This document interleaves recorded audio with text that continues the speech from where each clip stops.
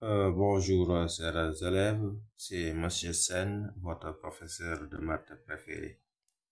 Aujourd'hui, nous sommes face à cette fonction f de x définie par intervalle sur moins l'infini 0 et sur 0 plus l'infini.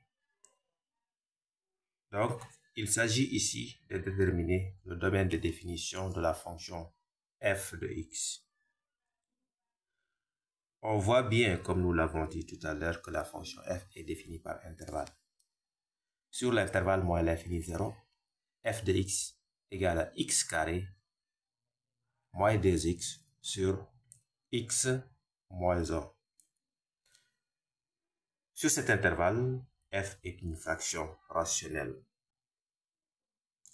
Sur l'intervalle 0 jusqu'à plus l'infini, on voit bien que la fonction f de x est une somme de deux fonctions.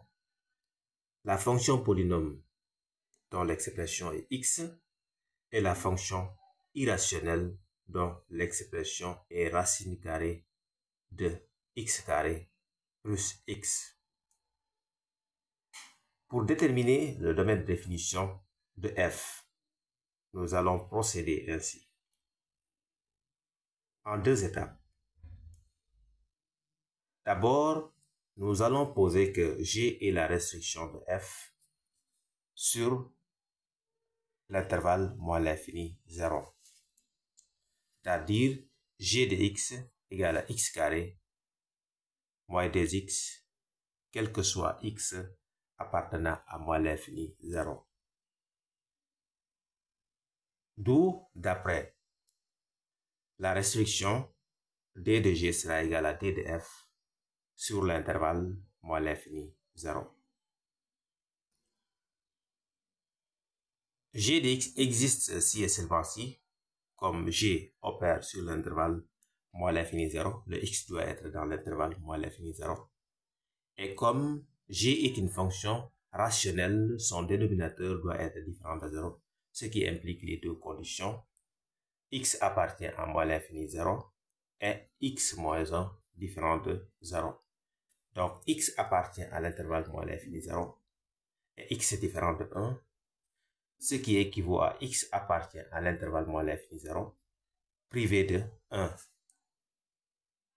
Maintenant, d de g, c'est l'intervalle moins l'infini 0 privé de 1. Donc, il faut sortir 1 de l'intervalle moins l'infini 0 et le reste sera le domaine de définition de g. Mais, nous remarquons bien que 1 n'appartient pas à l'intervalle moins l'infini 0. Donc, si on sort de l'intervalle moins l'infini 0, 1, ça reste toujours l'intervalle moins l'infini 0, car 1 n'est pas dans l'intervalle. Deuxième étape. Nous allons poser que h est la restriction de f sur 0 plus l'infini. Comme nous avons fait tout à l'heure, h de x égale à x plus racine carrée de x carré plus x, quel que soit x appartenant à 0 jusqu'à plus l'infini. Donc, d de h aussi sera égal à d de f sur l'intervalle 0 jusqu'à plus l'infini.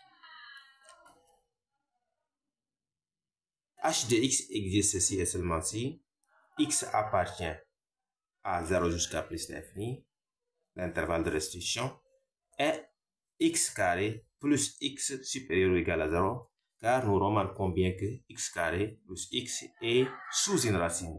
Et toute expression qui est sous une racine doit être supérieure ou égale à 0. Ici, x est un polynôme, donc ça ne pose pas de problème, on ne s'inquiète pas pour x. Mais x carré plus x doit être supérieur ou égal. X carré plus x doit être supérieur ou égal à 0 sur l'intervalle 0 plus l'infini.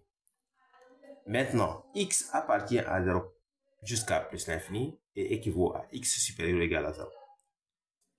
X carré plus x supérieur ou égal à 0, donc c'est x carré plus x supérieur ou égal à 0. Maintenant, comme ces deux conditions sont liées par un et, on peut transformer ces deux conditions en un système. Le premier système, x supérieur ou égal à 0, et le la première ligne du système x supérieur ou égal à 0 et la deuxième ligne x carré plus x supérieur ou égal à 0. Ce qui donne le tableau suivant. Donc, la ligne de x qui donne moins l'infini jusqu'à moins 1, 0 jusqu'à plus l'infini, la ligne de x carré plus x, la ligne de x. Donc, x supérieur ou égal à 0, sa ligne est en bas. X carré plus x supérieur ou égal à 0, sa ligne est ici. Maintenant, il y a une étape qu'on a sautée. Pour résoudre l'inéquation du second degré x carré plus x supérieur ou égal à 0, nous avons besoin de déterminer les racines de x carré plus x, soit en factorisant par x, ce qui donne x facteur de x plus 1, donc x égale à 0, x égale à moins 1. Ou bien on peut calculer aussi delta pour déterminer x1 et x2. Mais dans tous les cas, nous allons trouver moins 1 et 0. Maintenant, qu'est-ce qu'on a besoin dans ce tableau-là? On a besoin de la partie ou bien des intervalles où x est supérieur à 0 et x carré plus x supérieur ou égal à 0. C'est-à-dire dans le tableau, la ligne de x où on a plus et la ligne de x carré plus x où on a plus et qui se superposent comme nous l'avons ici. X, on a plus ici, donc c'est l'intervalle 0 jusqu'à plus l'infini. Ici on a moins, donc c'est pas bon. Ici on a plus, on a moins, donc c'est pas bon. Donc le domaine de définition de h sera égal à 0 jusqu'à plus l'infini. D'où le domaine de définition de f, c'est d de g union d de h. D de g, nous avions moins l'infini 0. D de h, nous avons 0 jusqu'à plus l'infini. Donc, c'est moins l'infini 0, union 0 jusqu'à plus l'infini, qui donne R. Car vous aurez remarqué que 0 n'appartient pas au premier intervalle, mais 0 appartient au deuxième intervalle. Donc, 0 est dans l'intervalle. Donc, si on enlève le 0, ça reste moins l'infini jusqu'à plus l'infini, qui est égal à R. Merci beaucoup.